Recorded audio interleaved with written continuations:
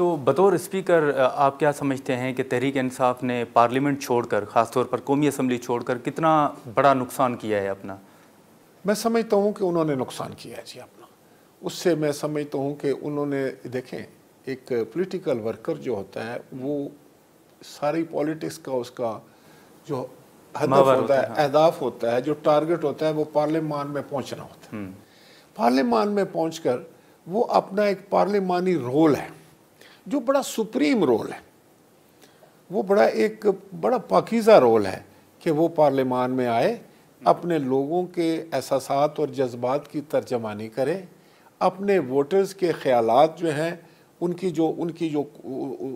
جو سوچ ہے اس کی اس پارلیمان میں آ کر عکاسی کرے، اور ہر وہ کام میں حصہ لے جس سے ملک میں بہتر قانون سازی ہو، ملک میں جو عوام کی مشکلات ہیں وہ کم ہوں، اور وہ ان کا ایک حق نمائندگی ادا کریں. اب آپ دیکھیں کہ لوگوں نے اگر مجھے الیکٹ کیا اور میں اسمبلی میں نہیں آتا، اس سے زیادہ میں اپنے عوام کے ساتھ، اپنے ووٹر کے ساتھ اور زیادتی کیا کروں گا، کہ جنہوں نے بڑی امیدوں کے ساتھ، بڑی امنگوں کے ساتھ، بڑی چاہت کے ساتھ مجھے الیکٹ کیا، اور پھر میں ان کے جو حق نمائندگی نہ ادا کروں، میں آ کر اس سیٹ پر بیٹھوں ہی نہ جو میرے حلقے کی سیٹ ہے وہ خالی رہے اور وہ میں کہیں اور گھوم رہا ہوں. تو اس لیے میں یہ چاہوں گا کہ اگر انہوں نے یہ فیصلہ کیا ہے کہ وہ پارلیمان میں واپس آنا چاہتے ہیں یا آئیں گے تو یہ خوش آئند ہے، میں ان کو ویلکم کرتا ہوں. تو اسپیکر صاحب، یہ جو ایک استعفوں والا معاملہ آپ کے پاس تھا وہ عدالت جا کے پہنچا کہ 10-11 استعفے صرف کیوں منظور کیے گئے ہیں، تو ایک آپ نے ڈیڈ لائن بھی دی تھی جہاں تک اگر میں درست ہوں 10 جون تک کہ یہ لوگ اپنے استعفوں کی تصدیق کے لیے آپ کے سامنے پیش ہوں، لیکن وہ نہیں ہوئے. تو وہ پھر استعفوں کا مرحلہ آپ نے روک دیا ہے یا آپ منظور کرنے جا رہے ہیں؟ دیکھیں میں آپ کو بتاؤں کہ بطور اسپیکر میرے لیے یقیناً یہ بڑا مشکل اور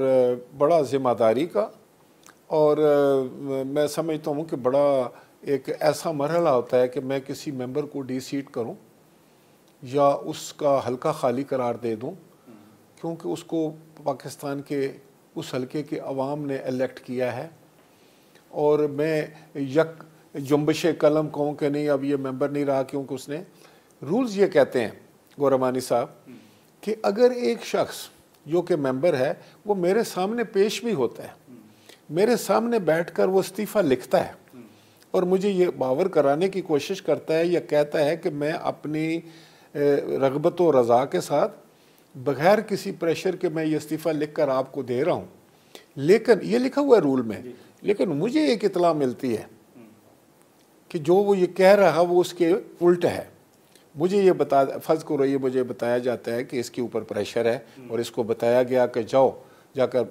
اسپیکر کے سامنے بیٹھ کر یہ ساری باتیں کرو، تو میں اس کا استعفیٰ نہیں منظور کرنا،